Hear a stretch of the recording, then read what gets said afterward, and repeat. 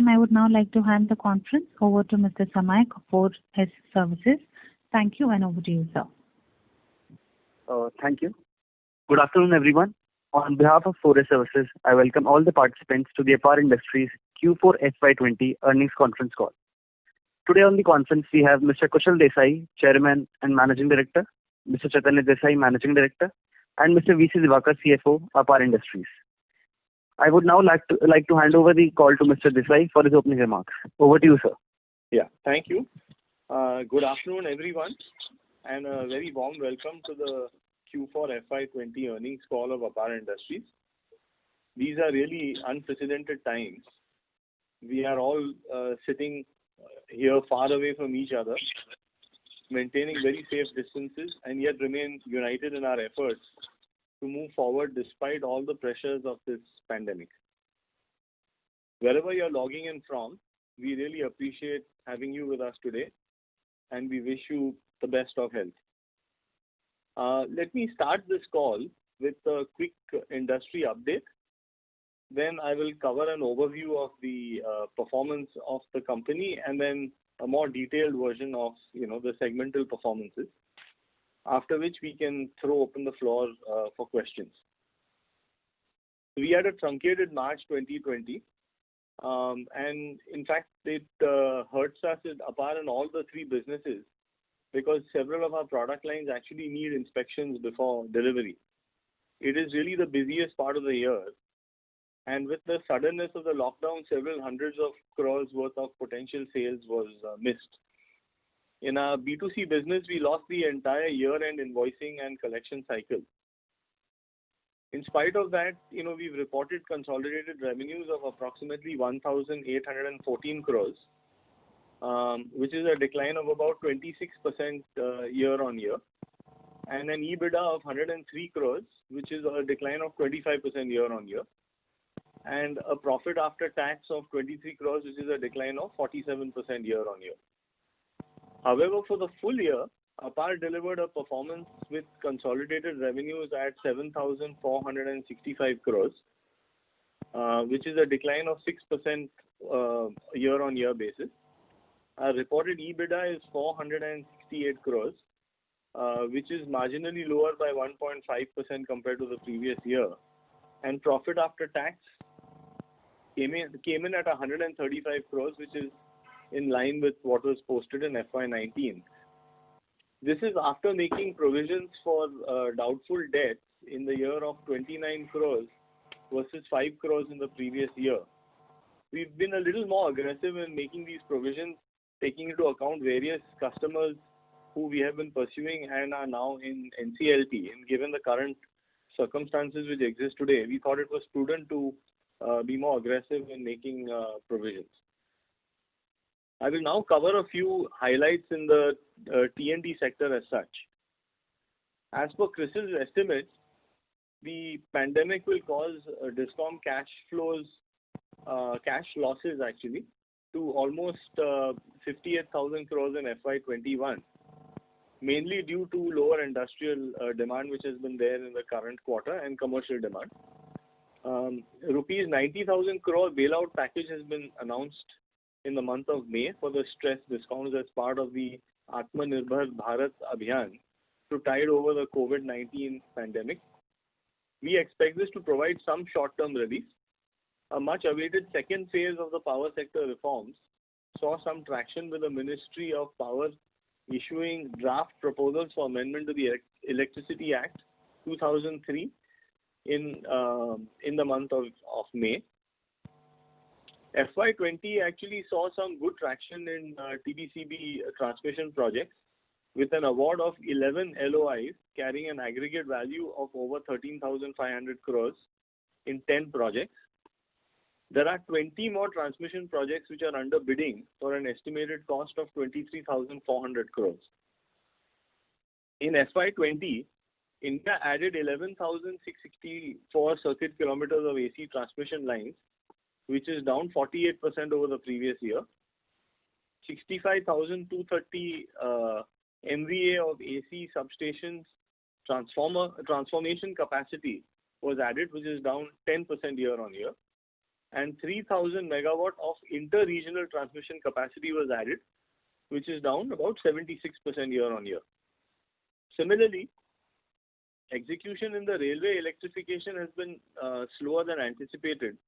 In FY20, 2,606 railway kilometers has been electrified by the key agency, which is the Central Organization for Railway Electrification, against its target of 7,000 railway kilometers. Essentially, the pace of execution on the ground is clearly not keeping pace with the target that has been set. And so our estimation is that the projects will still be completed, but would take a longer period of time. The 100% plan of electrification is to be completed by 2024, but it may exceed that by a year or two. Power Grid last year executed a capex of 15,313 crores in FY20, and their FY21 capex plan is for 10,500 crores. One thing is clear, that the way forward for additional power generation globally, not just in India but all over the world, is renewable non-hydrocarbon sources. Each of these sites, including the new projects and tenders, including those of hybrid 24 hours power delivery, which include a combination of solar, wind and hydro with battery storage, are being set up away from existing thermal power plants, and hence there is a need for brand new transmission networks to connect into the grid. This phenomena is happening all over the world, and hence we see the demand for our conductors, cables and transformer oils to continue to remain over the years to come. There will be new export opportunities that open up in countries where there were no projects being announced previously, like in Australia and in Europe. As part of the economic revival packages, many countries are actually accelerating their infrastructure spends. In India, we expect execution challenges to continue in this quarter, which is ending, which is Q1. Activities are likely to pick up in Q2, but we don't expect them to fully normalize. This is due to a lack of manpower shortage, disruptions from the COVID spreading and then teams getting disrupted or sites getting stopped for a few days, and of course the lack of access to funds from EPC players. We are much more optimistic about Q3 and Q4 and expect to have a much higher level of activity during those periods. There are also periods which are very conducive to outdoor work, which is post the monsoon, and generally with the climatic conditions also improving. I will now brief you on each of the segments' performance. So the conductor business posted revenues of 3,624 crores in FY20 compared to 3,915 crores in FY19. Exports contributed 40% to the revenues. Volumes decreased 14% year on year to reach 1,58,104 metric tons. The share of higher value-added products in the revenues has increased to 38% from 25% in FY19. Of this, the high-efficiency conductor revenue increased by 96% year on year with better execution, and its contribution to revenues was up at 18% compared to 9% in FY19. Copper conductor for railways revenue grew 26% year on year, contributing 20% to the revenues versus 16% in FY19. We also launched the new product, which is the CTC for transformer industry in the year. However, traction was a lot slower than expected in this product line due to the market conditions that prevailed in the transformer industry, and it has taken longer for them to actually get approvals to us for utilization of our CTC conductors. Additionally, the order execution for another line which we had launched the previous year, which is OPGW, which is an optical fiber ground wire line, that also was relatively low. These are conductors which actually have fiber optic core for data transmission. However, given the order book which we are already carrying as well as the prospects that we see in FY21, both of these product lines should do significantly better. So EBITDA per metric ton post forex adjustments improved 20% year on year to 10,790 rupees with an increased share of the higher value business. Our order book at the end of March 2020 stood at 2,004 crores, which is down 34% year on year. New order intake was 2,617 crores, down 52% year on year due to a slower tendering in the railways and strict sales focus on orders with good payments and margins. The high efficiency conductors and copper conductors contributed towards 15% and 11% of the order inflows respectively. In Q4FY20, conductors revenue was down 37% year on year at 838 crores, mainly due to the COVID-19 repercussions. Volumes were down 42% year on year to 36,444 metric tons. Orders for conventional conductors were available but required delivery in Q4 itself, for which the capacity was not available. EBITDA per metric ton post forex adjustment came in at 11,206 rupees per ton, which is 68% higher than in the same period previous year.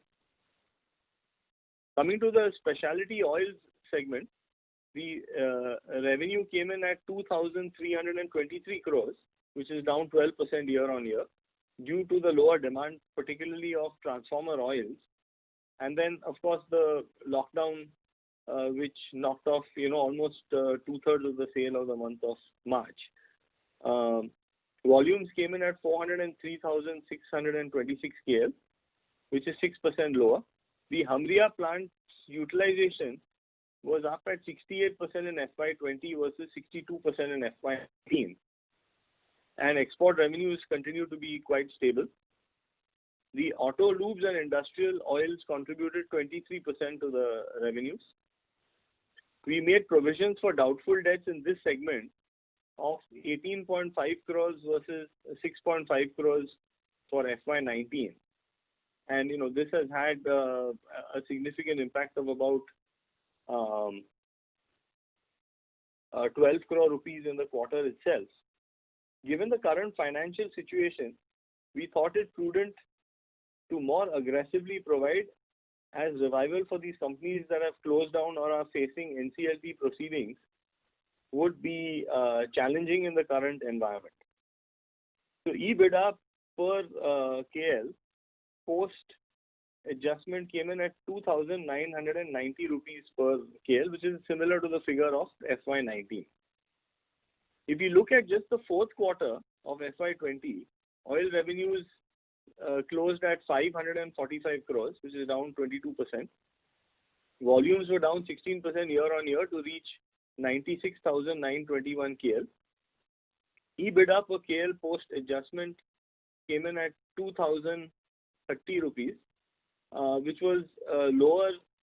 And the bad debt write-off worth 9.73 crores was taken just in this period, which accounted for about 1,004 rupees per KL. So excluding the bad debt provisions, it would have been at 3,034 rupees per KL. During March and then especially in April and May, when the world went into lockdown, the price of crude and gas oil had a precipitous fall. We couldn't really benefit from this fall as, our storage tanks were relatively full. And most of the base oil refineries were also carrying products prior to the lockdowns, which were at higher costs. Demand globally, of course, fell drastically during this time. Only a few traders were able to pick up distressed cargoes, and they will disrupt the market in the short term. However, we see that, as we get into Q2, we should get into fairly normalized margins. During the India lockdown, our Hamria plant actually operated throughout the period, and we benefited from this risk mitigation strategy of having manufacturing in more than one country. They benefited from a number of orders which were rolled over from our India operations to the UAE, as well as external customers who shifted orders from other Indian manufacturers, meaning other Indian suppliers, to our Hamria facility. Coming to the cable side, the revenues declined 5% year-on-year to 1,601 crores in FY20. The strategic focus on exports and copper cables helped us amid a slower offtake from the renewables and the telecom sector. Export revenues grew by about 60% year-on-year, and they contributed 17% of the total cable revenues versus 10% in the previous year. We launched a new range of medium voltage covered conductors in this year. These increase safety of transmission lines closer to the last mile, particularly in densely populated areas and in areas which have dense forest and vegetation. The EBITDA margin was sustained at about 11.1% versus 11.3% in FY19.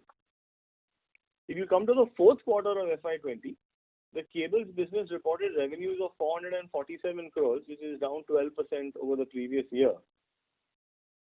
EBITDA, however, declined 39% to 43 crores with a margin of 9.5% compared to 13.7% in the fourth quarter of FY19. FY21 has had obviously a very disruptive start. We expect in the first quarter to do approximately 50% of the revenues of a normal quarter, given that it was almost negligible in April, grew to about 50% of what it should have been in May and about 75% in this month of June.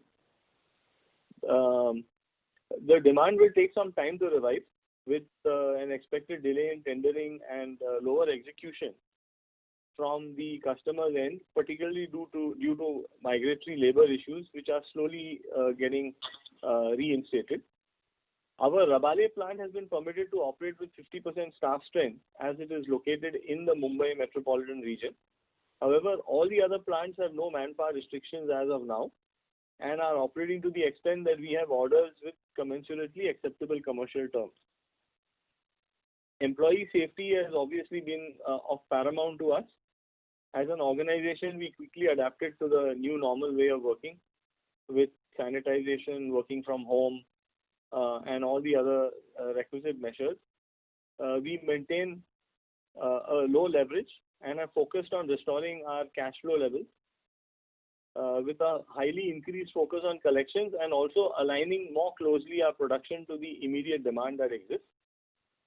We intend to complete the WIP projects which have already been started and will review the situation in H2 before we look at undertaking any further capex projects.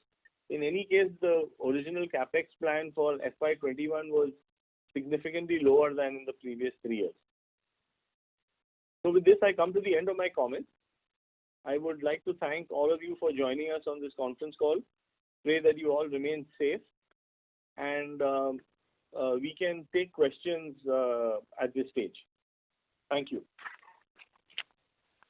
Thank you. We will now begin the question and answer session. Anyone who wishes to ask a question may press star and 1 on their touchtone telephone. If you wish to remove yourself from the question queue, you may press star and 2. Participants are requested to use handsets while asking a question. Ladies and gentlemen, we will wait for a moment while the question queue assembles.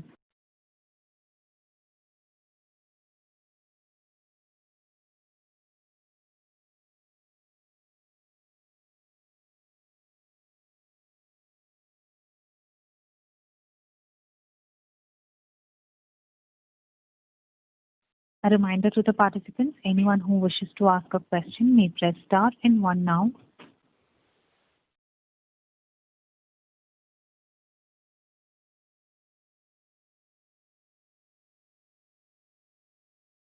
The first question is from the line of Saurabh Patwa from HDFC Mutual Fund. Please go ahead. Good afternoon, sir. Thanks for taking the question. Hope you're able to hear me. Just if you can speak a little louder, Saurabh, that would be good. Thank you. So now you can hear me properly, sir? Yes. Yes, sir. So just wanted to have your thoughts on the working capital side. So with lower revenue and raw material prices falling in most of our segments, in fact, actually all our segments, how do you see working capital shaping in next 1 year or maybe or at least in the next 6 months? And with your focus on collection, as you said, as you already mentioned, how do you think that on impacting on our cash flow? So, we expect actually that, obviously working capital requirements will come down because of two reasons. One is that, as you rightly pointed out, the commodity prices themselves are lower. Second thing is that we are tightening payment terms to whatever extent we can, as well as aligning production to, the orders that we have and execution. So trying to work on a reduced order to execution cycle. And finally, we are walking away from business where, customers want extended payment terms. Because, at this stage, with cash flow being relatively tight, our focus is to want to actually make sure that, the whole interest cycle and the total amount of money used in working capital is reduced. Okay. Also, with the lower interest rates, you will see obviously a benefit that comes, in the business in terms of lower interest outgo. Okay.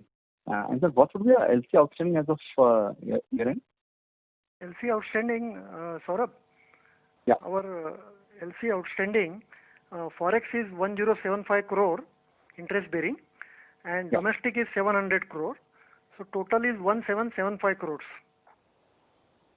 So it is down significantly from last year, right? No, it is not increased actually. In the last quarter, actually. It's down. No, I'm saying compared to last year, it's down, right? A little bit actually. Correct. It is hovering around, means if you talk about last year, it is okay actually. But last quarter, it was about 1650 or around that number actually. Yeah, so it is broadly the same. Correct. Okay. Just one last question, sir. I think I missed out the number which you mentioned for provision, the provision which you did for in the conductor side of the business. You can just. So we actually we made a provision overall at 29 crores versus the previous year, which was at about 5 crores. So there's 24 crores of additional provisions which were made in the year. The largest portion of that was actually in the oil division, where we made provisions in the last quarter. We made total provisions of 18.5 crores in the year, of which 9.73 crores was in the last quarter. So essentially, all the companies where they were either trying to do a restructuring with the banks or had actually gone into NCLT. We have pretty much provided for most of that. Okay, so now you're almost, so you don't expect any further provisioning required. If at all, there would be recoveries, but no further provisioning. The provisions should not be that significant anymore. We just did it more aggressively because given this challenging period, I'm not sure whether, I think the prudent thing for us to do would be to actually make the provisions. So that's why, we actually were a little bit more aggressive in making it. And, so we kind of cleaned up the books in that sense. Even more so than what, was the norm that the company was following before. Right. So based on what you're saying, so our provisioning would have actually, X of this, if you would have normalized the provisioning, we would have made on operating wise, we would have made a significantly higher profit. Correct. Is that my understanding correct, right? Yes. Our profit could have gone up by around 24%. Almost 20%. Correct. Yeah, so which is more than 20% of, 25% actually of what we have already reported for the whole year. Yes. Correct. Yeah. Okay, sir. Thanks a lot. And all the best and keep safe. Yeah, thank you. Thank you. The next question is from the line of Gaurav Agarwal from Bowhead Investment. Please go ahead. Hi, sir. Thank you for the opportunity. Sir, just a couple of questions. In good times, let's say 3-4 years back, we used to make 9%, 10% kind of EBITDA margins. Sir, when do we expect this kind of scenario to come? Maybe 2 years, 3 years, and maybe we are in the down cycle, so it is difficult to, kind of see those scenarios now. But if you were to take a guess and with your knowledge, what kind of, time period, we should wait for seeing those kind of good periods? So, well, I mean, this year is a little difficult to be able to predict in terms of, which way it goes. But as you can see, the direction of the various businesses and, the new product lines that have been added, all of them actually carry a higher margin profile. So even on the conductor side, with such a drastic reduction in demand in the domestic market, we managed to actually grow our profitability in the business. Right. And there are two product lines which are relatively quite high value added, which is your CTC conductors, that's used inside the core of a transformer, as well as these OPGW, because data is the new oil. So every transmission line now is being looked at with OPGW in the core. I wouldn't say every, but significant number of those lines. So both of these product lines actually will really have much higher numbers and sales in FY21. Okay. So we've picked up a large amount of the cost of the fixed cost, depreciation, all that in the last 2 years for OPGW and 1 year for CTC. The benefits of that will come in FY21. Last year was a little bit slow for the transformer industry as such. They had so many problems that they had to overcome, that qualifying a new supplier was not the highest priority item, on their list. Now, having said that, we made a lot of progress in the year. So the order execution of many of the projects where our CTC can be used in the core of the transformer will come up for execution in FY21. Okay. So you'll see that margin profile definitely changing over there. If you look at our specialty oil side, we've been constantly growing our automotive and industrial portion of the sales. So it's now reached 22% by volume. That's almost 30% by value. Yeah. So that's been a significant growth on that front. The retail side of the business should do well in this year because the retail prices don't come down commensurate with the cost of the raw material, etc. So we should see a definite improvement on that front. And also last year, if you exclude the EBITDA portion, if you see what has really hurt our profit after tax has been the higher incidence of interest. Yeah. So now going forward, there are two benefits. One is the interest rate itself will go down. And secondly, the plan which we've made for this coming year, and our focus is to work on customers and projects where the number of days involved should be lower. So at least that's the plan as we go forward. And if it means lower revenues, then so be it. But we want to concentrate on improving the cash flow and the return on equity. Okay.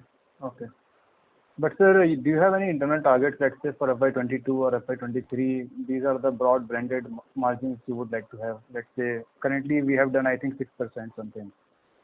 So our idea is for conductors to get to 12,000 plus rupees per ton. Okay. The last quarter was at about 11,206. But with this margin, with the mix profile, we are quite clear that we'll get there in the next, FY21 will be a little bit fractured. Yeah. So that's why I'm asking FY22, FY21 anyway. We will clearly be on that. We'll probably have 50% of our revenues coming from the non-conventional conductor side at the rate at which we are going. It's already 38. This year it should be higher, and by 22 we should be at 50% in those levels. On our specialty oil side also, our Hamria plant has actually received a lot of new approvals during the course of last year, including the highest standard of what you get in FDA for a good manufacturing practice license.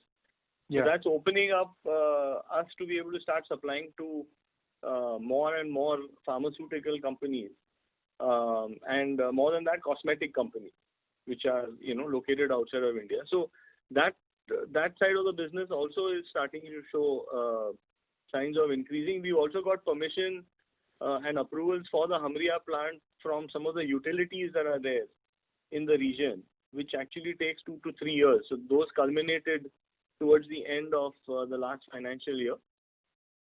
So this year you will see increased business of some of those naphthenic oils and higher performance-based oils coming out of the Hamria facility also. So our sense is that as we get into, as we end FY21 and look at FY22, both of these areas will be having, higher value products. On the cable side, we've become a Part 1 supplier last year on the cable harnesses. And we've also moved up on the solar side by supplying most of the solar companies, not just cables, but a cable harness. So we do the harnessing at our facility at Khatalwad. And so that's also like a step, like a forward integration step. We've also got approval besides doing coach harness to do a locomotive harness. So the whole wire and cable tray which goes into the locomotive engines, so those approvals also have come through towards the end of last year. Okay. So these are all higher value-added products. Yeah. So our objective has been to move, in that, clearly in that direction. And it's taken longer than we would have liked, but we can clearly see light at the end of the tunnel as far as that is concerned. Sure. So just last question, if I could squeeze in. I think you have given in your notes to accounts that you have launched some logistics company, So what is that rationale and where do you see that? On the logistics side, we've just actually taken ring-fenced, all the logistics-related activities which are being done for the B2C side of our business, including providing services to some of the auto OEMs. So now we used to actually manufacture the auto OEM lubricants and just supply it to them centrally. But we now, in the case of some of them, actually stock and distribute that directly to their service stations. Okay. Authorized, service setups. So in order to do that, it's really a cost center more than anything else, but it just allows us to more transparently track the cost of logistics. So I wouldn't see us getting into third-party logistics business. This is more for ring fencing our logistics costs and combining multiple divisions logistics activities. Got it.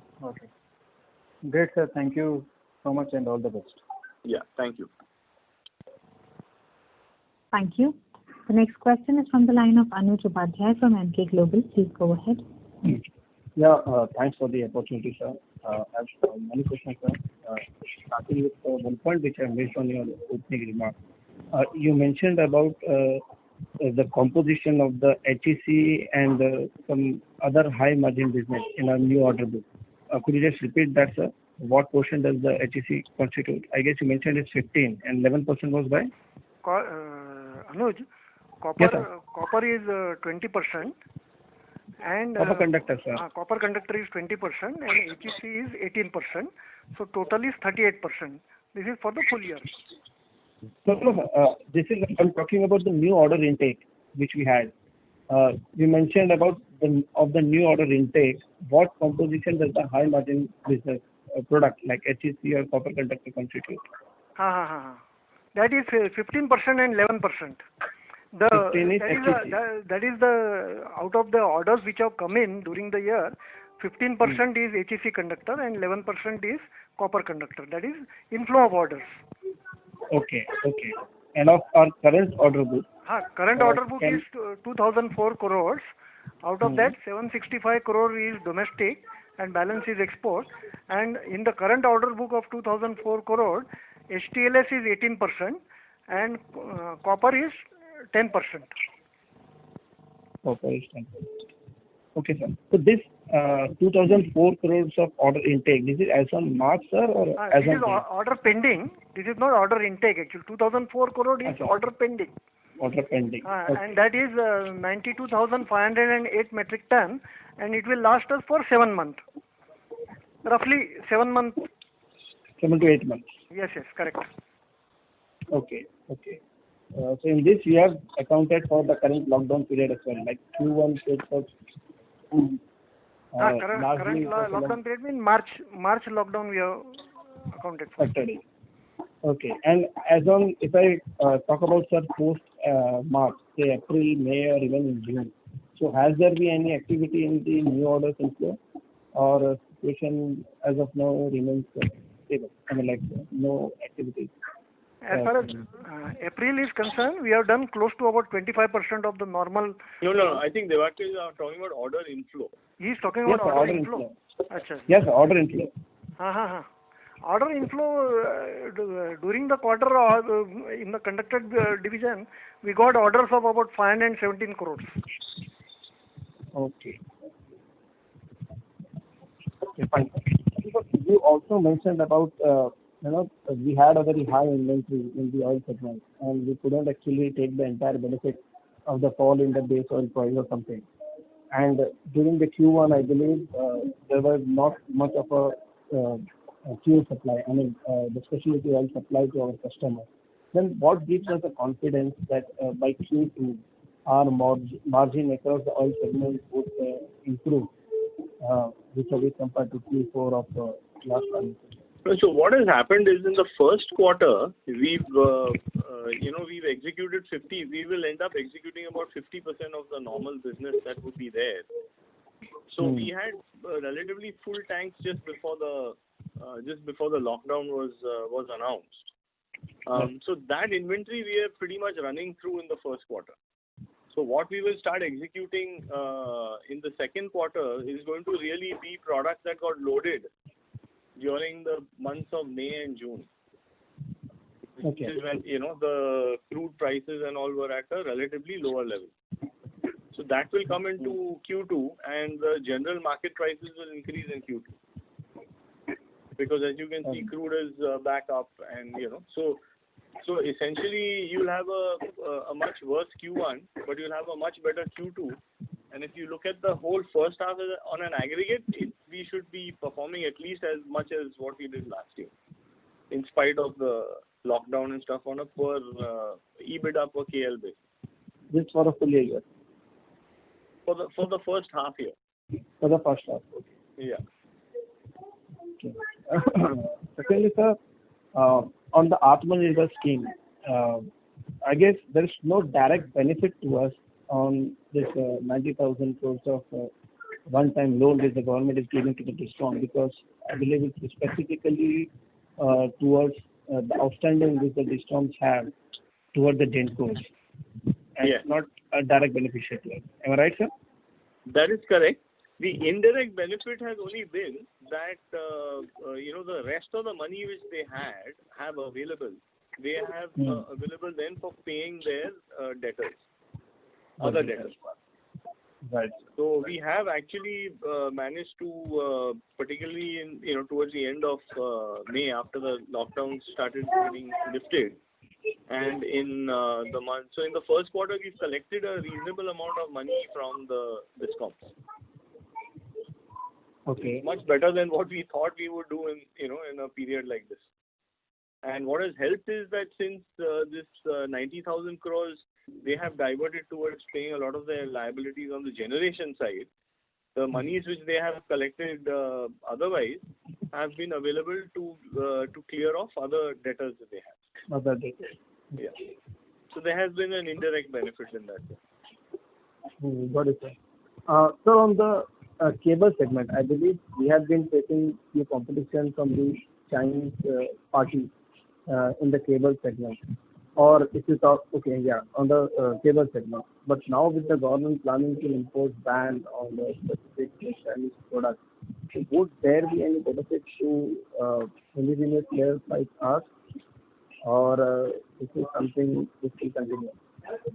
So we don't really face competition directly from the Chinese companies in India on cables. We have faced competition from Chinese companies for both cables and conductors in the overseas markets. Now, where the Chinese score over the Indians in many parts of the world is that China had negotiated much more favorable treaties, where the custom duties for Chinese products were lower than for Indian products. In fact, the Indian governments, whether it's the Modi government or previous to that, even the two terms of the Congress government, India had done a pretty poor job of negotiating these sort of, special treaties on custom duty, at least in the markets where the conductors were going. the benefit which we are likely to see as we go forward is that some of these treaties with China are being or could be renegotiated, in which case we would end up having a more level playing field. But the biggest driver that we see going forward is actually this non-conventional energy being added. And there are many countries where they've taken targets of 75%, 80% conversion to non-conventional energy in the next few years by 2024, 2025. So there's a lot of work going on in these areas, and they all lead to a good quantity of consumption of conductors and cables. And I think our conductor business will stand to gain quite substantially, being us being one of the largest conductor manufacturers in the world. We automatically would be in a position to participate in a lot of these opportunities, and then try to win some of them in terms of business. Okay, sir. And sir, lastly, on your balance sheet, so your investment has gone down to zero. I know it's a very small quantum, but could you just provide some detail on that part? The investment actually, this is short term actually. The short term extra funds were there. So, okay, got it. It is not really investment actually. These are in mutual for 10, 15 days, 8 days like that. We keep in mutual funds actually, liquid funds. So, Got it. So that has gone. That is not available now actually. No, fair enough. That's it, sir. That's it from me. Yeah. Thank you. Thanks a lot. Thank you. The next question is from the line of Alok Devra from Yes Securities. Please go ahead. Hello. Thanks for taking my question. So just one question I had regarding, have you seen any delays from the client side, or do you see that leading to some delays in giving out the supplies, where clients ask you to go slow on, clients go slow on the execution? So have you witnessed any sort of?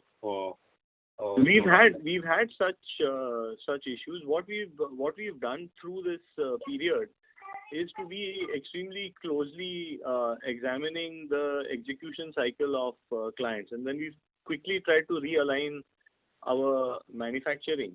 As I mentioned, in my comments, we've realigned the manufacturing to what the actual demand is out there, so that the cycle of supply and inventory is reduced. So we've definitely done that. In the case of our oil business, we to a large extent produce all our B2B products are produced almost just in time. So that there's no problem in that alignment. The cable and conductor business have realigned. So I'd also mentioned that we are theoretically capable of producing at 100% capacity in our plants. But we are producing only to the extent where the live orders are there, which deliveries can take place to site, etc. So what has happened is that some of the supplies that have come in from the last quarter are still sitting at the site. Some of these sites have now got re-energized. They've started stringing conductors and laying cables from whatever inventory that they held. And because cash flow is at a bit of a premium right now, some of these deliveries have been pushed back. But from June onwards, we have started seeing a better offtake taking place. And it will be further better in Q2, and then I think we should get close to normalized levels in Q3 and Q4. Okay. But we haven't seen any projects getting cancelled. Sure. Because of this. Sure. No, so actually I was just trying to assess, like in first quarter you mentioned that 50% of the business would have been lost because of the COVID-related shutdown.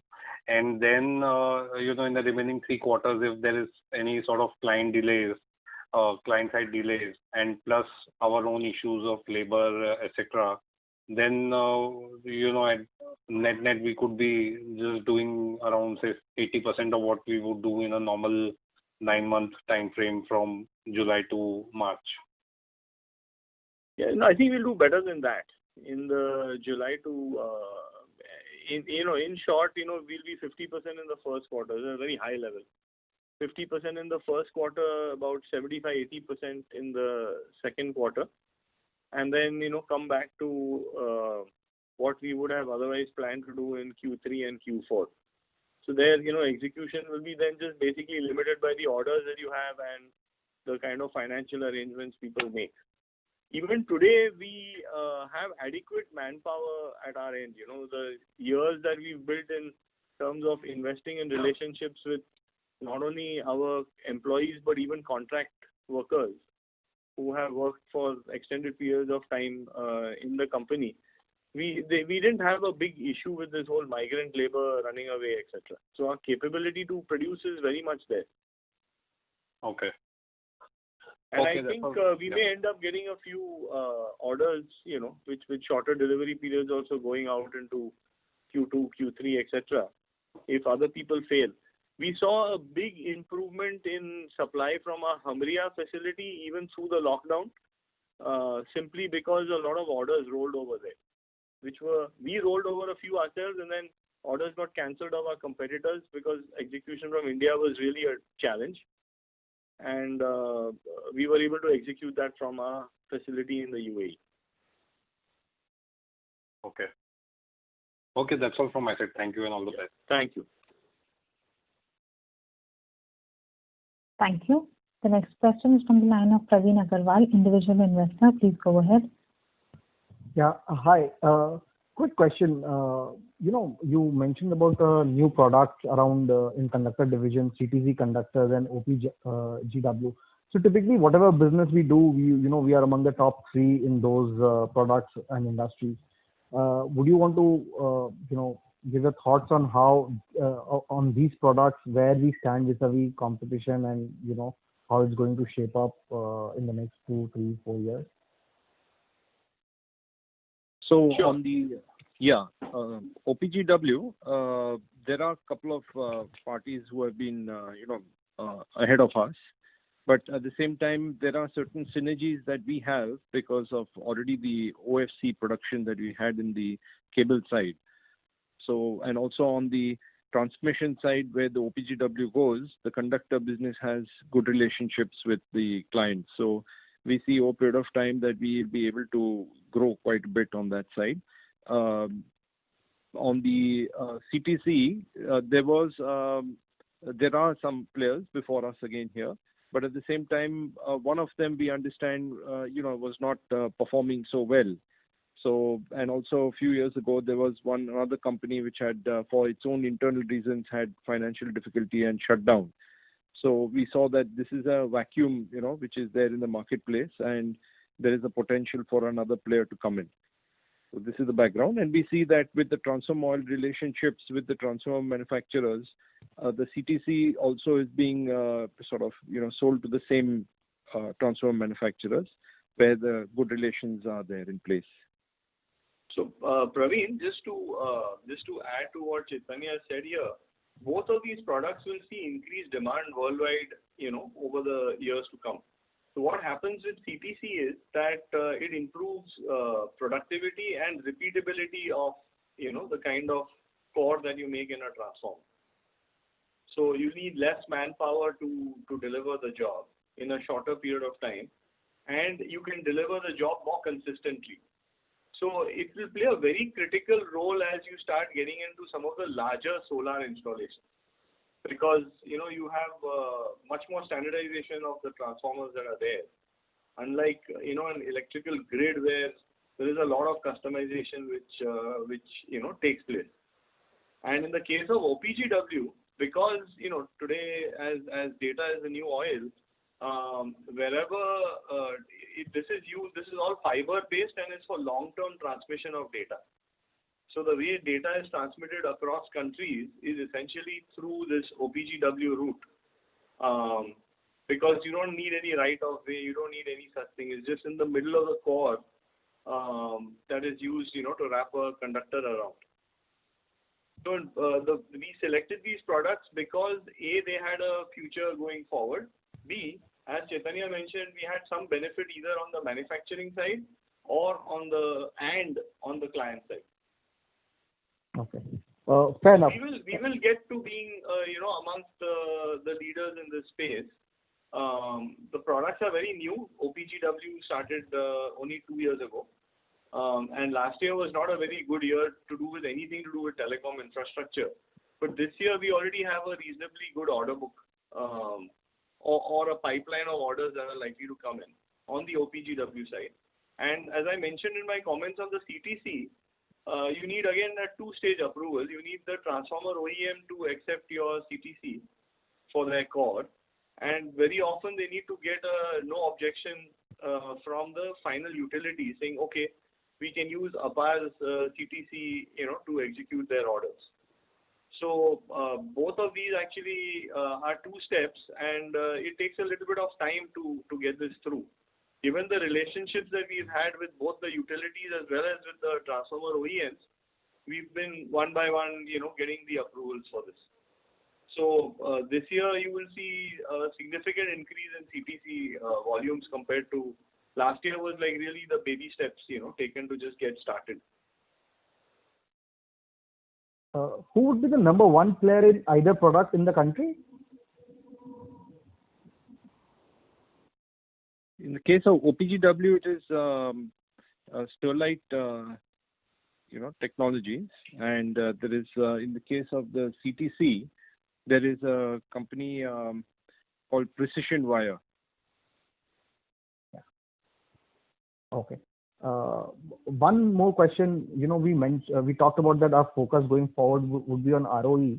So is there an internal target where, this is the level of ROE which we want to achieve in say 2, 3 or a steady state basis, that this is the ROE? If, when we are planning a project, that if we get below this level of threshold ROE, we will not go ahead and do that project.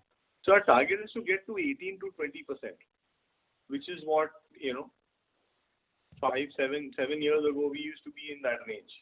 Before the acquisition, 10 years ago, before the acquisition of the cable business and trying to, end up growing it. So it's going to be aided by really two major areas. One is a focus on products where the margin profile will be a bit higher. Secondly, the investment which we have to make is going to drastically fall off. So all the capex investment. So there are two investments which have gone in. One is capex, and the other one is a lot of invisibles where we've actually developed these products and written off all the development costs. We've not capitalized these development costs. And the last thing is that the biggest beneficiary that we can have in this Atmanirbhar program is really our cable division, because we are the leading supplier to defense of cables. And there is still a huge amount of cables which were being imported, and there is a clear sense of urgency now there's a lot of more work which went in the last 2-3 years, but right now there's like clear instruction saying you've got to stop buying from overseas, and it's got to be here. So already during the lockdown period itself, we've had numerous interactions and work that has started on various development projects. So these again lend itself to a much higher, they're very specialized products, so they give you a better margin profile. So even if it reaches 5% of your revenues, it can have a meaningful impact on the overall bottom line. That's very good to hear. So one more question. I've been an investor for over a decade with you guys. I just wanted to check, in 2008-9, we had massive inventory losses, because of the crash in crude oil prices. Now, would we see this in next quarter also, or now because our hedging policy will not be able to, will not see this? So there's really no hedging mechanism available for the oil. But, we won't see that sort of a loss that, we saw in the case of 2008 end, moving into 2009, you had crude falling from $140 to $32 or $35. So it was just too huge a compression. In this particular case, what's happened is that, we didn't have very high inventory, but our tanks were relatively full because whatever was coming in kept sitting in the tank. We couldn't dispatch it out for almost the first 40 odd days. Almost nothing moved. You won't see anything in that range in terms of. So when you look at the half year, the working will not look too bad. Understood. Thanks for that. One final question, and this is something which I've been wondering for a while. I mean, can somebody just explain how this LC interest-bearing LC interest works with an example? Is this on your on the procurement which you do, where instead of paying immediately, you issue an LC and you have to pay interest on it? How does that work? Why do you have to pay so much interest on it? Praveen, I will explain to you actually. It's like this actually. Let's say like with our where we procure our base oils from refineries outside India. So these refineries typically give us 30 or 45 days clean credit, and the balance period actually about 135 days actually they will give credit with interest. So we open a letter of credit stating that 45 days interest free and thereafter with interest.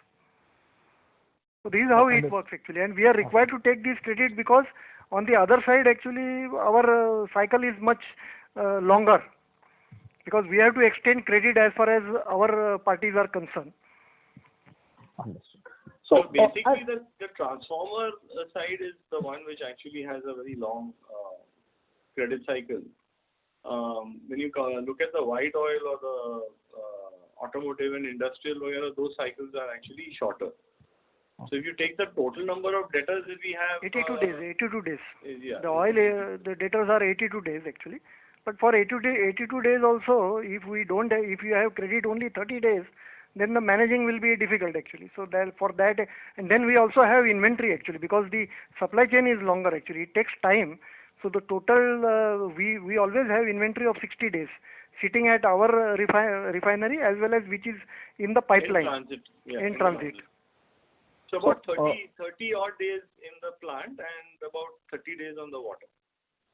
So on the oil side, which we do B2B in the power side, so who are our main clients? These would be, I would imagine, DISCOMs largely. So they are DISCOMs are in no, our largest clients are actually transformer OEMs, and we have a very strong presence on the transmission side, on the transformers that go in. We obviously have a presence in the distribution side also, because just the sheer size of our business. But we don't directly deal with the DISCOMs so much. Devadkar, you can give a figure of approximately how much is our direct business? Our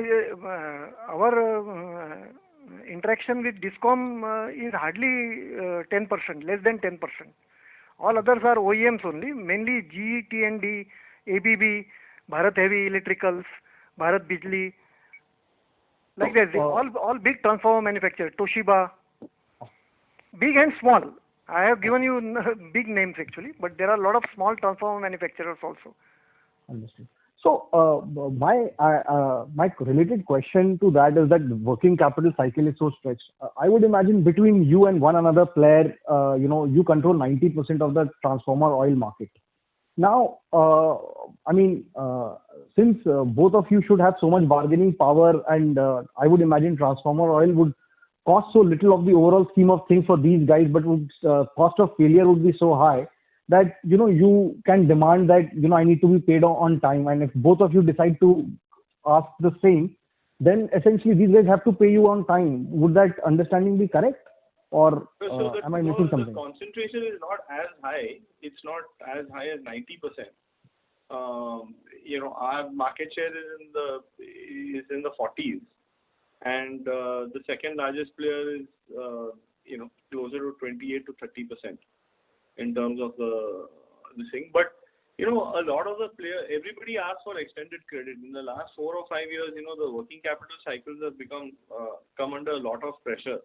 So even the ABBs and the GEs of the world, Toshibas, they all ask for 150, 180 days terms, and that's standard. And not only now, they've been moving to that not only in India but even in other parts of the world. And in many cases, there are discounting schemes and things in place, but they are all interest bearing. But that's the way, it's a long delivery cycle in terms of, making the transformer, getting it inspected, delivering it, etc. Kind of nature of the beast. And our customers are dealing with DISCOMs. So for them actually to get payment also is a problem actually. So that is why the sector is stressed actually.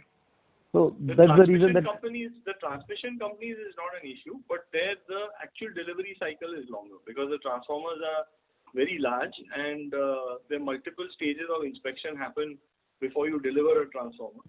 Including at mid stage, you have to send it out to a third party facility for testing, short circuit testing and things like that. So just the cycle of building it and delivering it is longer. But the payments are relatively good on the transmission side. On the distribution side, the transformers are much more standardized and easy to deliver, but the payment is a bit more stretched. Okay.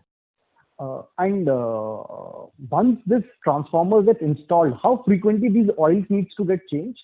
So do they come directly to you guys, or they again, the ABBs of the world do that as part of their maintenance contract? No, it goes into the utilities. The utilities end up actually floating tenders for the replacement.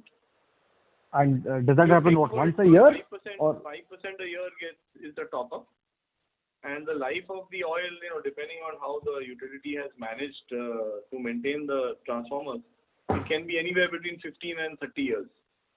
The distribution side normally it's much shorter because they overload the transformers, but on the transmission side, 15 years is quite common.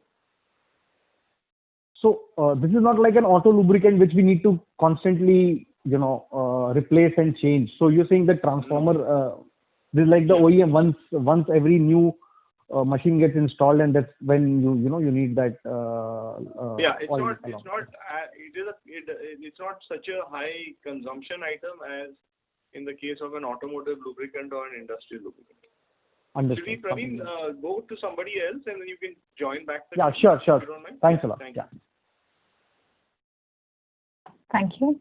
The next question is from the line of Maulik Patel from Equirus Securities. Please go ahead. Yeah, thanks for the opportunity. Just two questions. One is in our bookkeeping, and what kind of capex we did in FY20 and what we intend to do in FY21? We have done a capex of 138 crores. Okay. And as far as the going forward, actually, we are reviewing all the capex actually, basically. Sure. And so, in view of this COVID situation and the demand situation and all those things actually.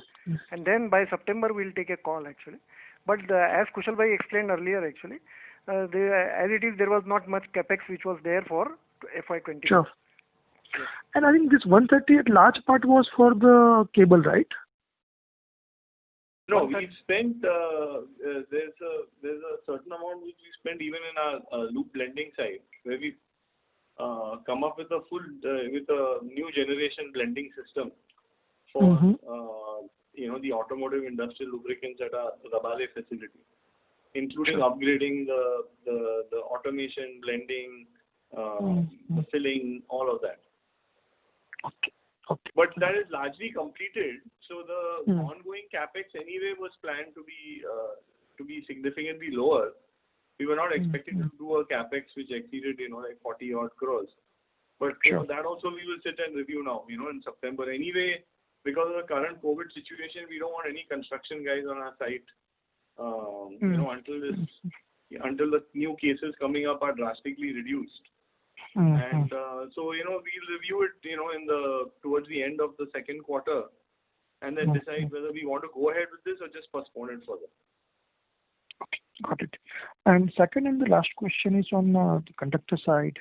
Do you see more business action happening outside of India or compared to what we have seen in India?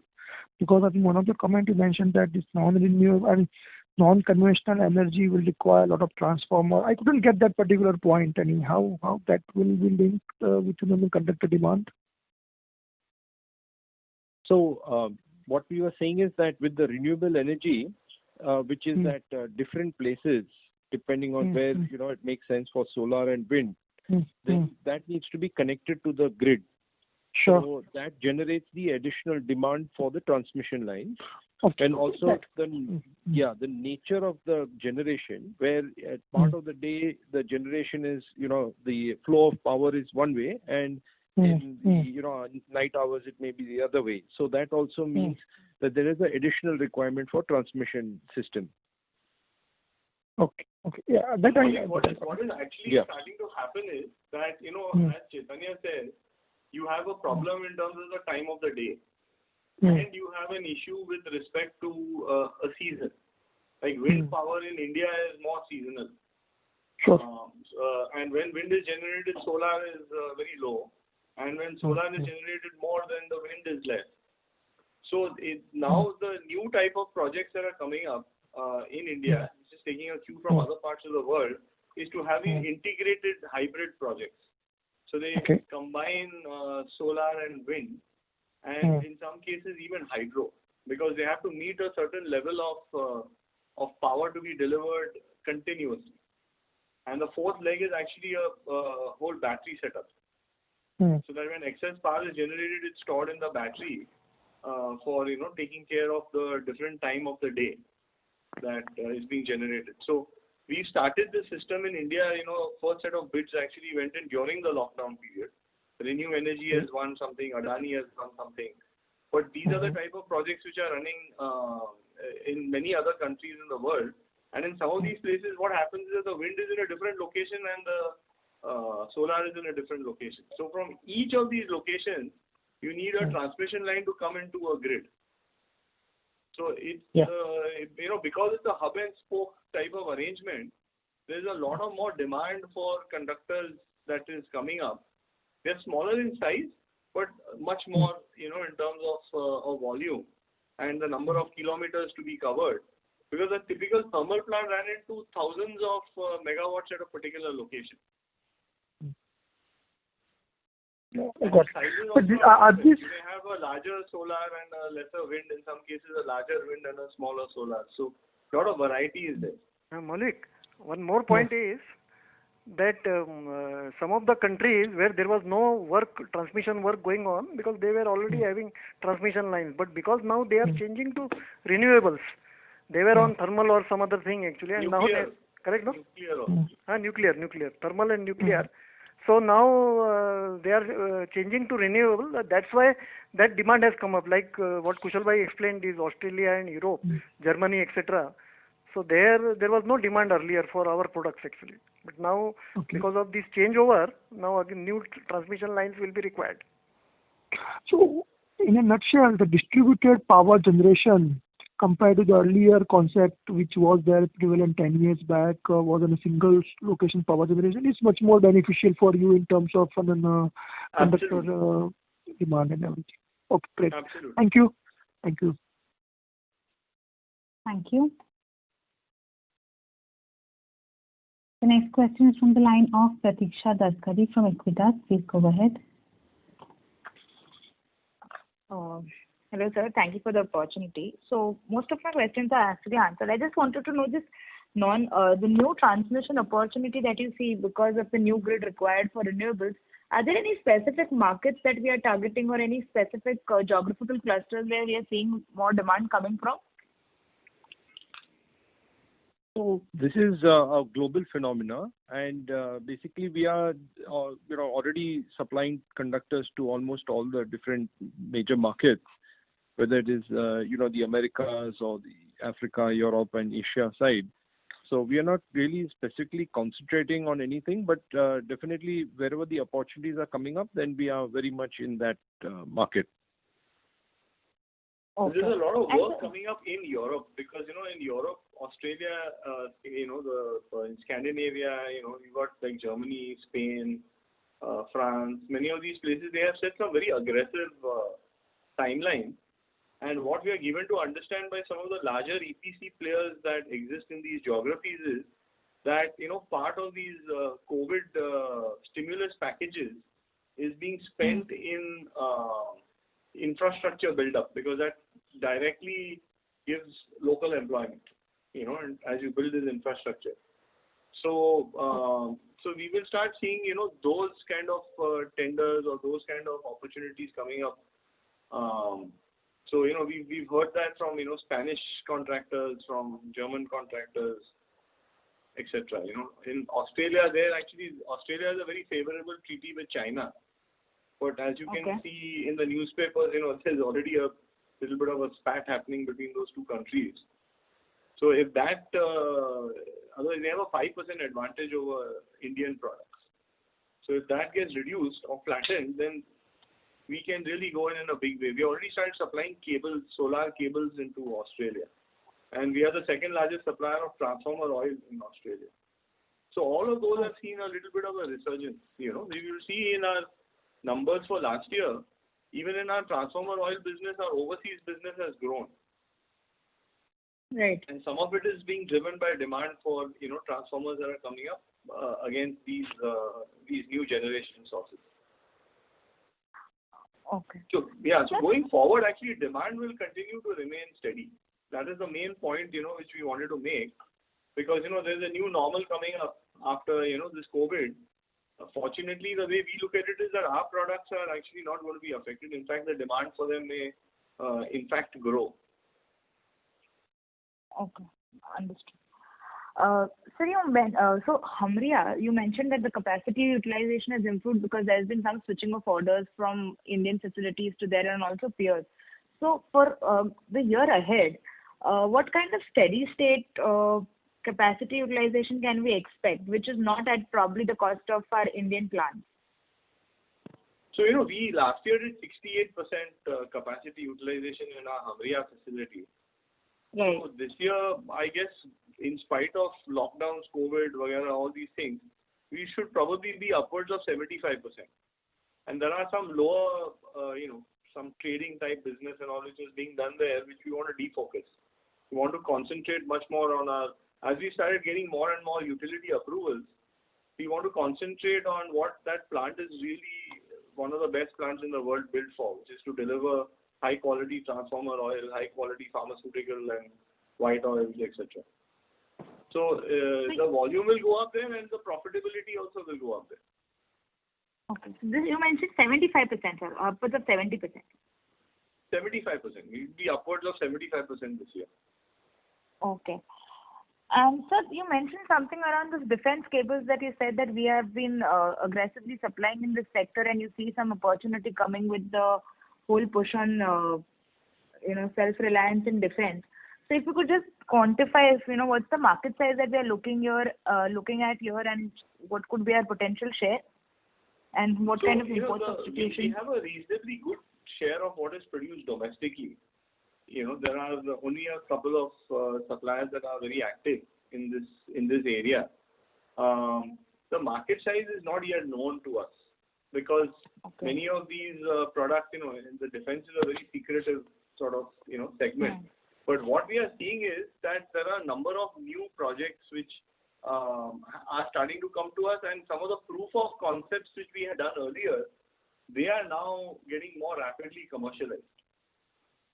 So, if someone is pushing you to commercialize a prototype that you made 2 years ago during the lockdown period, it means that they're pretty serious on taking it forward. Right. So that will start accelerating. Already there's but I'm just saying the question really was that, what are the benefits that we will get with this whole Atmanirbhar program? So one of the areas of benefit is going to be in the defense side. Okay. And here, it's not really the volume, it's not really the value, because each project carries very high margins, and the reason for it is that you have to invest in the technology, you have to invest in the prototyping, and you have to invest your time in terms of the testing, etc. When it's in the pilot phase. So you actually end up investing all this with zero visibility whether you will get even 1 rupee worth of business. So when the business comes in, it's a highly specialized product which carries then commensurately a very good margin profile. Right. Okay. And so lastly, sir, on the conductor side, and in general, when do we expect the tendering process to normalize? Like we've seen some reduced traction from railways of late, and overall, the tendering has been on a halt. So, how are things on ground? Do we expect tendering to begin and get back to normal levels, say, by Q2, or what kind of outlook could you give on those lines? On the transmission side, we see in Q2 a fair amount of tendering. which will be, going out at the developer stage. And then by the time those businesses come to us for execution, it may get into Q3 and Q4. On the railway side also, there will be some tendering happening. It got delayed because of this entire lockdown situation. So that also will come through maybe in Q2, Q3 time frame. And things should get normalized, I think, by Q4 as though, everything was normal. Also, there was over-ordering earlier, which had happened in some of the railway case, in the sense that they had set certain deadlines, say, okay, supply of this much will happen, and then the laying of that will take place in X amount of time. So the physical laying of the lines is taking longer than what had originally been envisaged by them.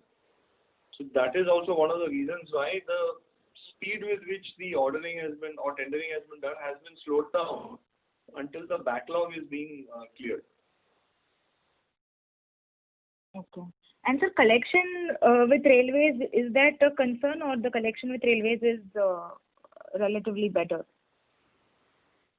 Railway collection generally is okay, except that during this lockdown period, some of the offices of the various railway agencies were not working.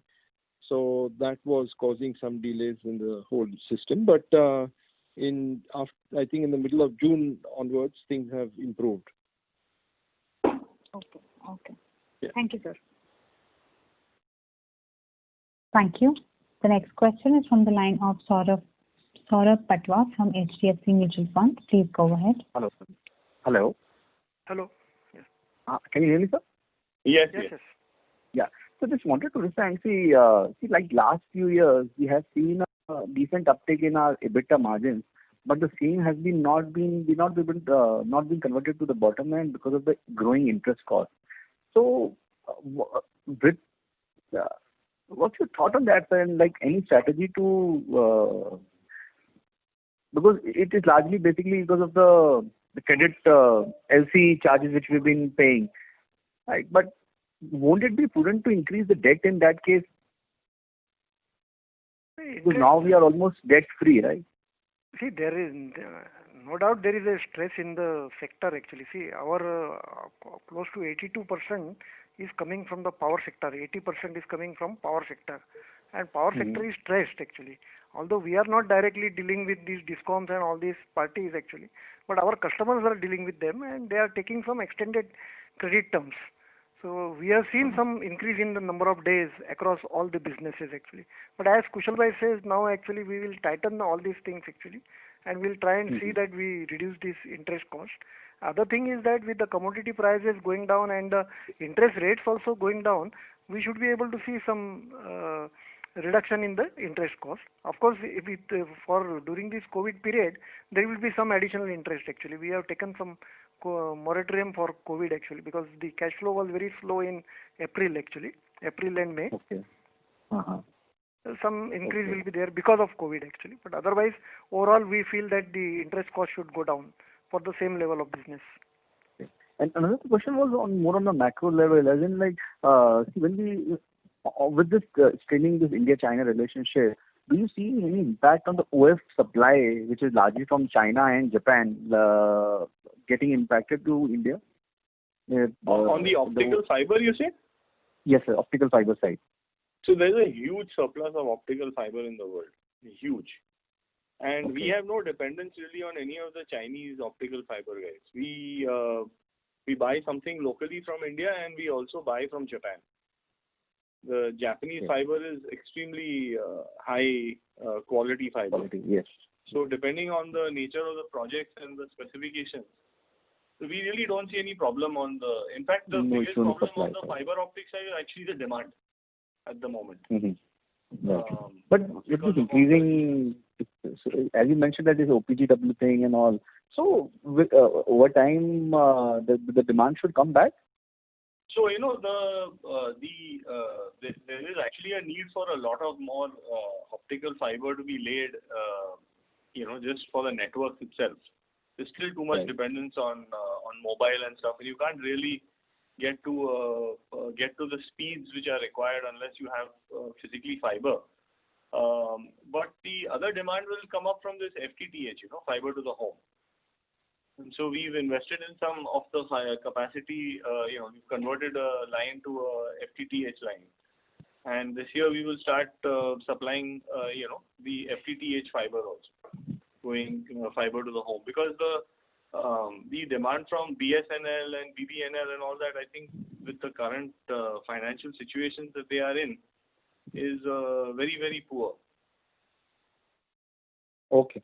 But OPGW is definitely going to grow. It's the intensity of fiber in that is not so high. When you look at the bill of material, fiber is an important because it's the heart of it, but value-wise, the other materials are also quite expensive. Okay. Okay, sir. Thanks a lot. All right. Thank you. Yeah. Thank you. Thanks. Thank you. The next question is from the line of Nimish Shah from MK Investment Managers. Please go ahead.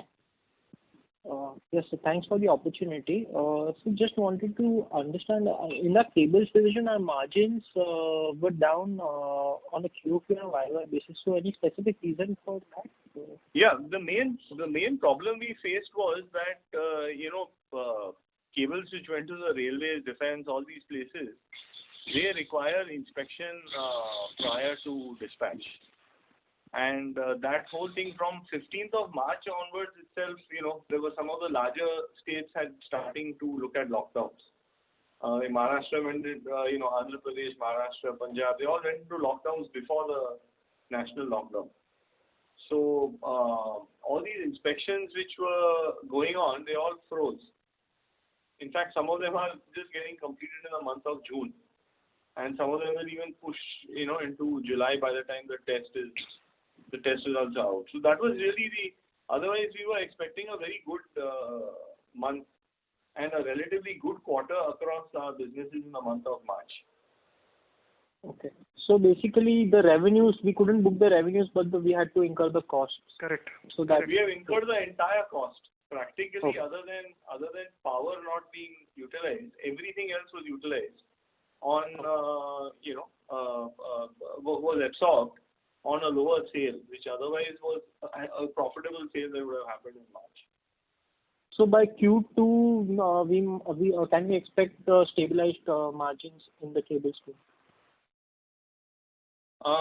We should. On the cable side, the demand is actually something of all the three product lines.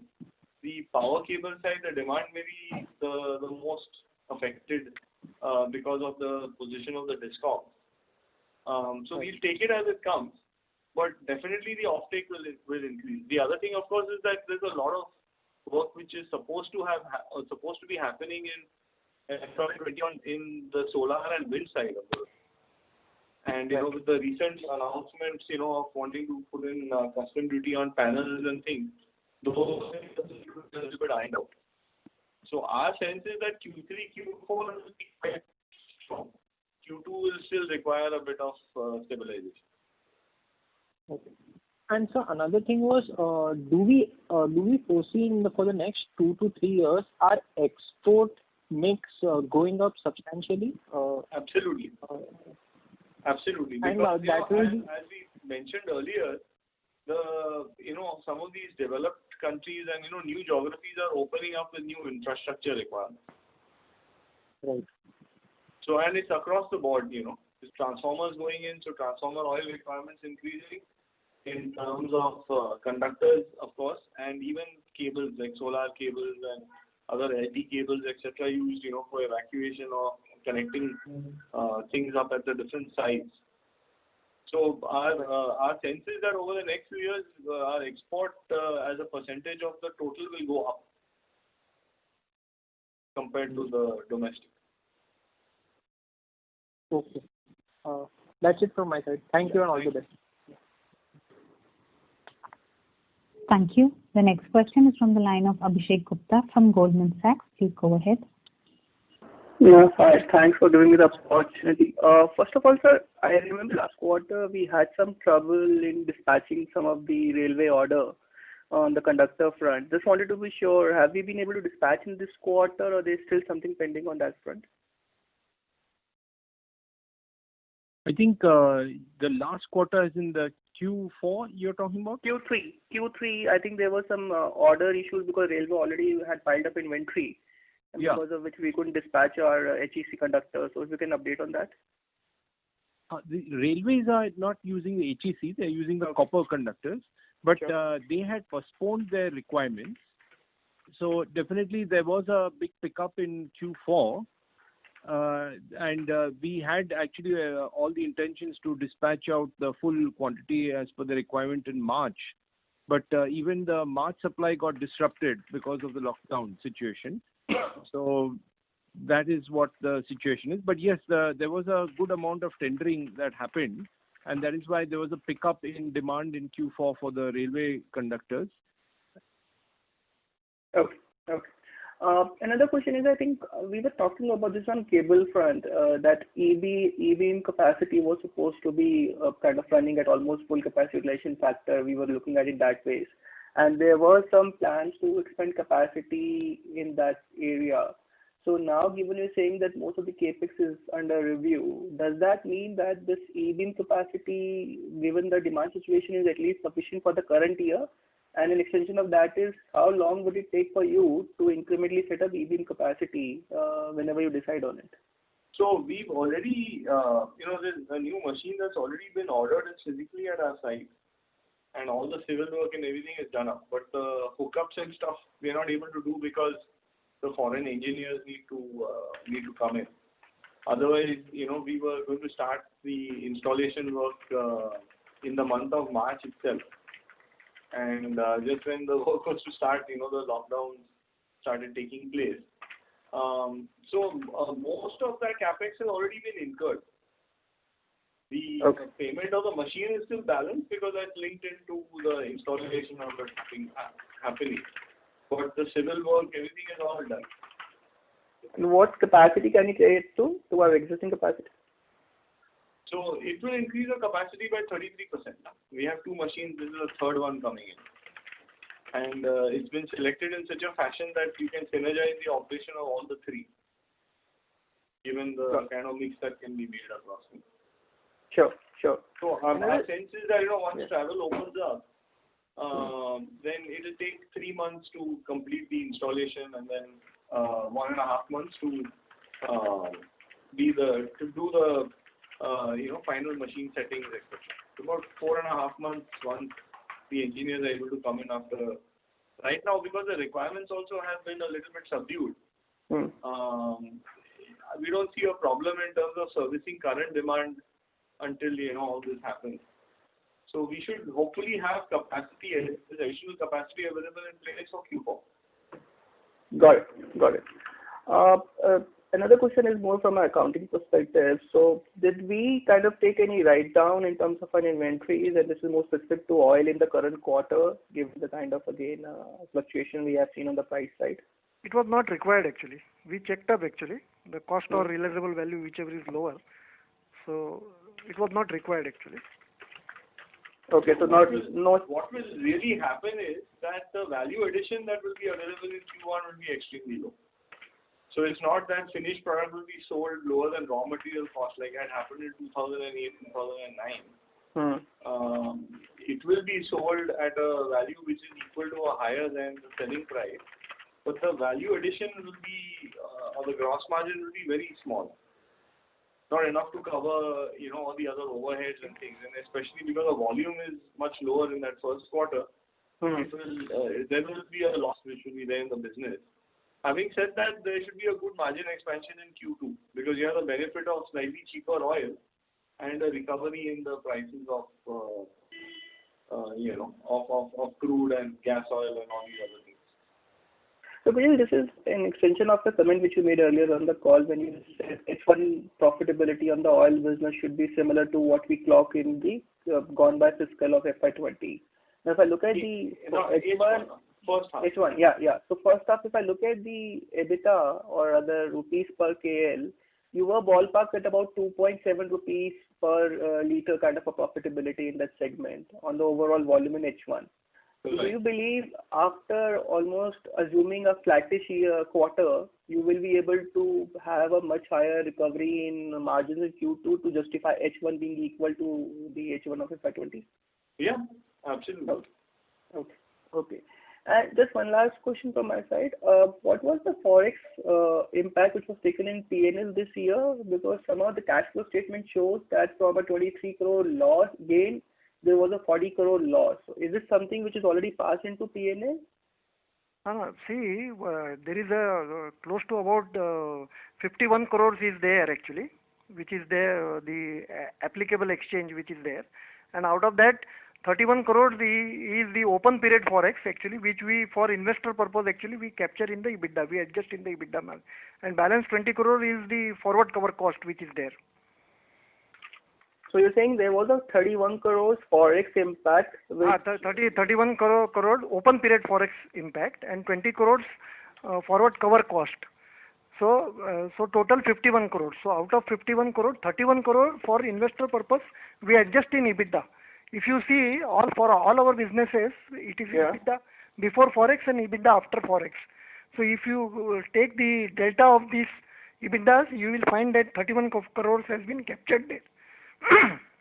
No, I understand that, sir. And clearly that's when we do a segmental reporting, you clearly mention your EBITDA margins accordingly. But when I look at the P&L overall, right, that cost is already sitting in your other expense line. And hence, if I say my EBITDA margin on a year-on-year basis just moved up by 30 basis, it was after incorporating this incremental impact of forex. If this forex impact was not there, then your margin should have been much higher. Correct.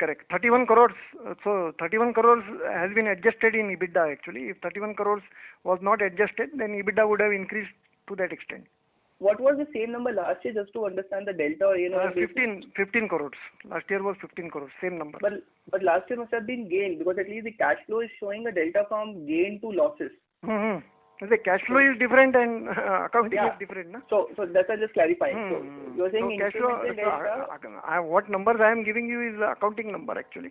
The accounting number is 31 crore for this year and 15 crore for last year, which we have captured in EBITDA for investor purpose. Sure, that's helpful. That would be also my side. Okay. Thank you. And we are hoping that we should see decent returns. Thank you. Yeah. Thank you. The next question is from the line of Lalaram Singh from Vibrant Securities. Please go ahead. Good evening, sir. I hope all you are doing safe and healthy. Yes. Sir, my first question is based on the split which you have given for the finance cost for the full year is 228 crores. So based on the split which you have given for open period forex and forward cover cost, correct, the interest on loan comes to 177 odd crores. So forward cover cost we take it as interest also only actually, because we are borrowing in the LIBOR based borrowing is done, so you are required to take forward cover, whatever necessary forward cover. Yeah, got it. Should be taken as interest. So from 227 you need to remove this 31. Got it. So and then there is a 5 crores of interest income is there, which statutorily we are required to show in the income line actually. But we, for investor purpose actually, while explaining to you people actually, we adjust it. Understood, sir. Correct. So may I know the March ending figure, gross debt, including short-term, long-term, and current maturity of debt? Yes. All combined? I will give you actually. The total debt was 317 crores. Out of that, 94 crore was short-term, and 223 crore was long-term.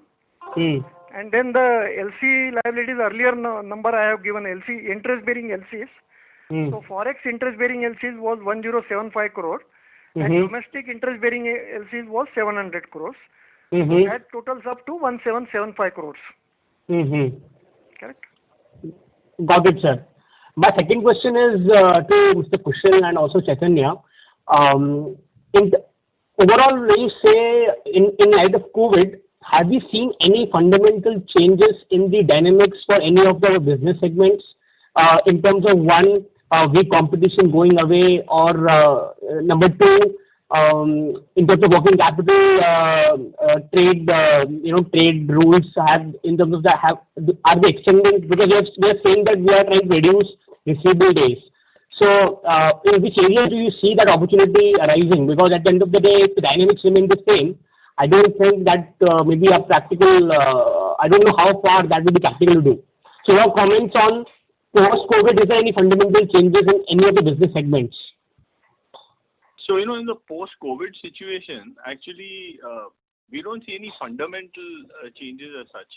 You will see some amount, as I said, this non-conventional energy thing is there. Part of the stimulus package is going to be to accelerate the investments in that area. So those are some of the drivers which are there. On the fiber optic side, we are putting this FTTH in place, which is fiber to the home. I'm sure that, working from home is going to be a new norm. So again, there will be an increase, in demand coming in of fiber coming in. Still, a lot of people work from home on dongle. And ultimately, if you want to work from home, you've got to work from, on a fiber line. So some of those products, the demands will automatically fall in place. We are not really seeing any of our product lines where demand is going to disappear. Our focus on working capital and, is that we want to get more and more selective in terms of, we don't want to be a bank to our customers. And we're making it very clear to them, saying, yes, certain products require a certain cycle. We are ready to support, to that extent. But, to win business by giving additional credit to your customer, that's not what we want to do going forward. So with that discipline that comes in, there may be a drop in revenue, but we believe that our return on capital employed will improve, return on equity will improve. All these other metrics will start improving. And then the third thing is when you're focusing on some of these value-added products, which are like CTC for copper and, some of the automotive lubricants and things like that, export markets, there the collection cycles are also a little bit better than the domestic. So putting all this together, the focus is really that we want to release, more cash out of the working capital cycle. Got it. And this year we saw a drastic reduction in the cash from operations, driven by, I think, the payables, which reduced significantly. So and also COVID has happened. So this year, do we see any, in terms of dividend payout, any reduction which the management is thinking? You say in FY21? Yes. It's just too early in the year, we don't know how this year is going to actually pan itself out. And just by the way, part of the interest being higher in the last 2 years was unplanned interest being higher. In the sense that you had marquee names, who in the past had been relatively very good in terms of managing their finances, managing their payments, etc. That that went completely haywire. The most venerable names in the country. So, those were all unexpected kind of, funding which we had to do. And in some cases, if the payment terms required a payment, say on 1st January, you didn't get paid until April. 3 months, 4 months. So a lot of that has got cleaned up to a very large extent we started this effort before this whole COVID problem. But we've done a lot of that cleanup and we are making sure that we don't get into that same mistake with those same customers again. So part of the whole thing is, in terms of housekeeping, being far stricter in terms of what you want to get after and not get after, because that's a choice that's entirely in our hands. So you'll see more financial discipline coming in clearly, as we go forward. And one is on the segment-wise profitability. If I remember correctly, conductor was actually giving a negative ROE over the past 2 quarters on the con call. I think Diwakar ji was mentioning. So for the full year, can you please give us a sort of pre-tax ROE for the 3 segments? Yeah, a little bit change in ROE working as far as the common expenses are concerned. That after discussion with the management, actually, what we have done. So the whole year ROE for the company as a whole is 11%. For oil division, it is 10%. Conductor, it is 9%, and cable, it is 15%. I agree with you. Earlier, I had computed a lower ROE because I was allocating more common expenses to conductor based on the turnover actually. But then we reworked the numbers actually across all the 3 businesses actually, and these are the numbers, and you can go with these numbers now. So, sir, with these numbers in hand and with the long-term target of, say, high double-digit ROE, which segments do you think will drive that? So, is conductor fundamentally 18% ROE business, or is oil, or is that the cable is a much higher ROE business, so overall average will come to 18%? Major improvement will be there in oil and conductor actually, and cable will also improve actually. With the as Kushal Bhai has earlier explained, actually we are going for some products actually which are having better margins actually, even in cable, the defense opportunity, etc. Mm-hmm. So in conductors, we already gained a lot of ground in this year in terms of EBITDA per ton. I think we are now very close to 12,000. So I don't. So in terms of margins, I'm not sure whether that will be the driver. So what will drive that? On the conductor side, you will see a drop taking place in financial costs and all these other things, Mm-hmm. which we've cleaned up. As I mentioned, the last couple of years there were some big time misses in terms of what we had planned to collect and what the client actually ended up paying. Got it. But that quite a bit of it has got caught up now. Got it. We are making sure that we don't make those mistakes, again going forward, just looking at the brand name or whatever, the client or the history that the client has had prior to the last couple of years. You'll see a lot of more discipline coming in on that front, and that will then automatically drive, some of these numbers up. Our target is to at least, is to get to, as I said, 18-20% in the next 3 years from where it is today, which is at 11. So to add 2-3% every year over the next 3 years. And so in the oil business, where do you see the scope? So 10% ROE as of now. I understand that EBITDA per KL you are targeting around 4,000. So will that be enough, or we also need to reduce the capital employed? So the years in which we've actually delivered 4,000, the ROE has been in the 20% range. Got it. And Got it. there also the capital employed needs to be reduced actually, as far as the debtors days are concerned to the transformer industry. Got it. So we've taken a conscious decision there that even some of the big players who want 180 days and things, we've already walked out of their business. Got it. If somebody else wants to give you 180 days credit, let them. We are not going to do it. So Got it. all this is discipline thing. We have to see how how it progresses over the next 9 months. But there is a very clear determination to work on, to improve these financial metrics. Final one of which is your EPS and your ROE. Got it. Thank you and all the best. Okay. Thank you. The next question is from the line of Sachin Shah from MK Investment Manager. Please go ahead. Yeah. Hi. Thank you for this opportunity. You mentioned about the value addition that you're doing in each of your business lines, and that's very well appreciated. And that will definitely help us improve our profitability.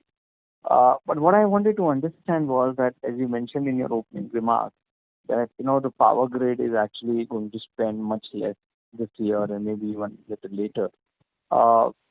You also mentioned about the kind of the infrastructure spending that's going to happen in the foreign market. But the kind of the spending that we need to see probably in the domestic economy, particularly in your sector, which is the power sector, which is where the 80% of the demand comes for you. How do you see that going forward? And if that doesn't, because that has not really played out too well in the last 2-3 years, or if I'm wrong, please correct me there. And if the situation remains same, do we still expect the top line growth to be there for us? Okay, so let me answer this in 2 parts. One is in terms of the basic demand. So the goalposts are changing. So there was a huge dependence on power grid that's no longer there. Okay. You have work that's spread out. It's this whole the railway electrification work didn't exist 2 years ago. This whole non-conventional energy, at the level at which it is at, didn't exist 3 years ago. So these are all new areas which are there. The areas coming up for us outside India has also grown substantially, or the addressable market.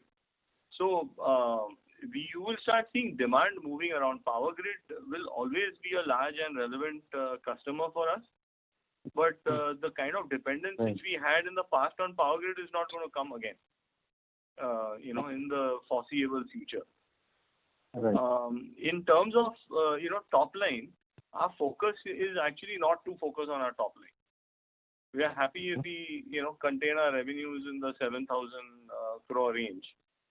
We are now just concentrating in terms of dropping products where the profitability is not falling in line. As we gain more and more traction in the products which are more profitable products. Okay. We couldn't do that in the past unless you reached a critical mass on some of these. Like, for example, you take CTC or OPGW. We've been working very hard in terms of establishing those products, but the critical mass of that will start showing up only in FY21 and FY22. As we get more and more qualification requirements to bid on more tenders, and that business starts picking up. In the case of CTC, approvals have started coming in from OEMs and utilities, so the business will automatically grow. See, we can do 350 crores of revenues in CTC. We did only 22 crore last year. This year we hope to do maybe close to 100. Then next year, get to 200, then get to 300. So as the revenue of these product lines grow, if the profitability coming in from conventional conductors and some of these other products are not commensurate, it's much easier to take a decision to drop them or to reduce the volume there. So the focus that we will similarly, there are things on the oil side of the business where as your automotive and industrial grows, as your transformer oil export business grows, as your process oil business grows, you probably drop some of your commodity white oils which are there. So the idea is to, if the opportunities are good and profitable, we will get after them without a doubt. But we don't want to just focus on our top line. We've done a very good job on our top line over the last few years. But the focus on the bottom line and the ROE needs to now be much sharper. Right. But and there are opportunities now. We are positioned to do that. We have the products to do that. We are reaching the critical mass in terms of being able to execute in those areas. So then based on that, we'll do the balance. Okay. And in the foreign market, so basically what I understand is that the base business was a compulsory thing for us to do earlier, but now that the value-added products are also becoming fairly large in our pie, we can afford to drop some of the base business, and the value-added products will take care of the overall profitability. Correct. Right. And on the foreign market, do we expect, because of the foreign markets also will require some longer term working capital cycles in terms of maintaining higher inventories or sometimes even the more in transit stuff. So will that impact then, because as you said that our exports will grow faster than the domestic business? So the big advantage in the export side is that you can, for the same number of days of outstanding, the interest rate is substantially lower because you can get, LIBOR-based funding for it.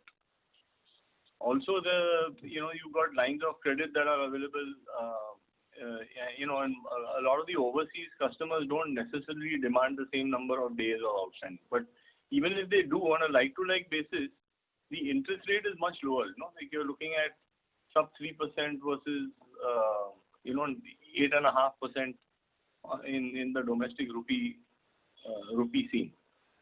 So for doing the same amount of business, the interest cost is a lot lower. Okay. And it's not necessary that your EBITDA is a lot lower on that business. Okay. And some ballpark range would you like to suggest that over a period of next 3 years, what would our domestic exports mix be like? It's hard to tell. It all depends, in terms of we are currently at about 33% of our revenues coming from overseas business, 66% to 67% coming from domestic. So that 33 could easily go up by another 10 percentage points. Okay. Right. And generally speaking, exports would be a little better margin, or it's neutral towards domestic margin? Exports are with better margin actually. It also depends on the product. And financing is also cheaper in case of exports because you get the natural hedge. You are not required to do forward cover also. You can import the material for export and keep your liabilities also open. Because you are going to get dollar to dollar, you can set up dollars. Right. And the logistics cost from India actually relative to other geographies is now improving. Like, 3 years ago, it would be far more expensive to ship from our factory. So, like, for example, if you take our plant in Silvassa, today you have a choice of 3 places that you can load your container. You can actually go to a place called ICD Tum, which didn't exist before, which is hardly 40 kilometers from our facility. And it's a very well-operated internal container depot. Or you can go to Hazira port, which is equidistant to the Nhava Sheva port. Right. So, these sort of things in India have actually improved substantially over the last few years, giving more choice, being able to give better levels of service, things like that. So the export side logistics costs and things have definitely improved relative to what they were a few years back. Now, the profitability also depends on the product line, and the kind of margins that product can afford. But like to like, as Mr. Devadkar says, even if the EBITDA is the same on the two businesses, the interest is 1/3 almost on the export compared to domestic as things stand today. So it carries more into the bottom line. Correct. Right. Thank you. This is very helpful and all the best. Yeah. Thank you. Thank you. The next question is from the line of Anuj Upadhyay from Emkay Global. Please go ahead. Yeah, thanks for the opportunity again, sir. Won't take much of the time. Two things, sir. It's a follow-up question to what Mr. Khatwa was asking. The improvement at the EBITDA margin level is not getting fully transferred or flown to the earning level.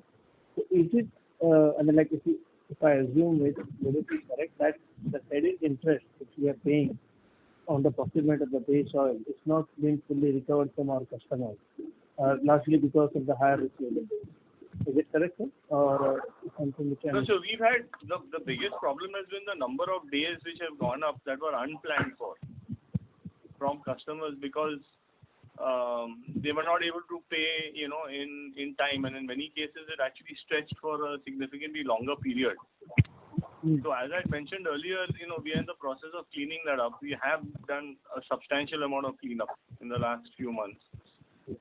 But going forward, we are much more circumspect in terms of how we will handle that. So the interest as a component of EBITDA should fall as we go, into the future. Okay, but don't we charge any penalties, sir, like the certified kind of a penalty? Not at all. It's not the industry dynamics are such that we can't. But the choice that we have is to then, go back to the client for new business with different terms. Got it, sir. And lastly, sir, you mentioned in the opening remarks related to some 20 of transmission projects, like 23,400 crore to be bidded out.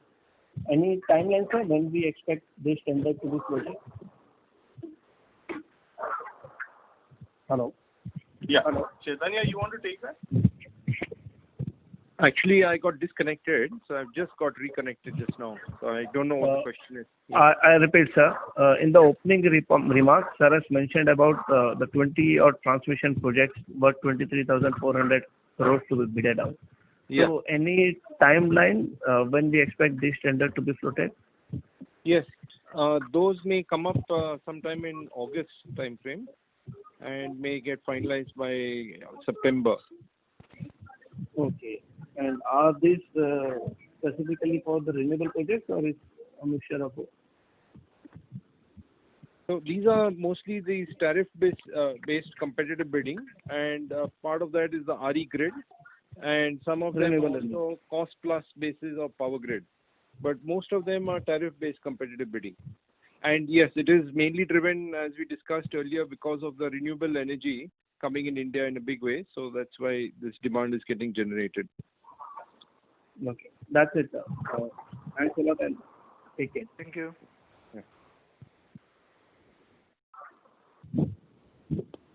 Thank you.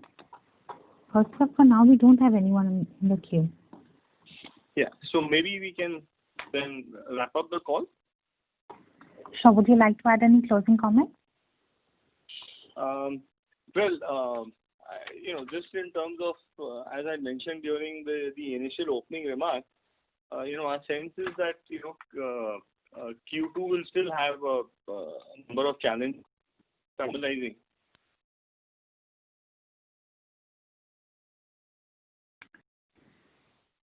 The line from Mr. Desai got disconnected. I've called him back. We would request you to please stay connected. Please call him. I got disconnected for a second.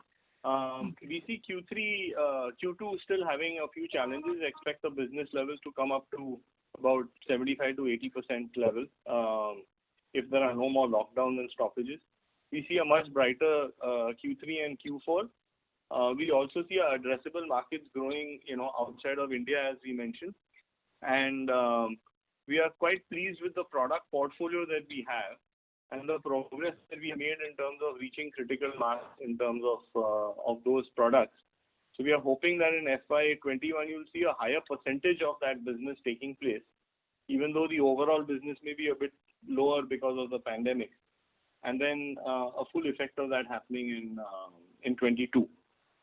So with that, I'd like to thank you all very much for being on the call, and hope that all of you stay healthy and safe. Thank you very much. Thank you. Thank you. On behalf of Apar Industries, that concludes the conference. Thank you for joining us, and you may now disconnect your line.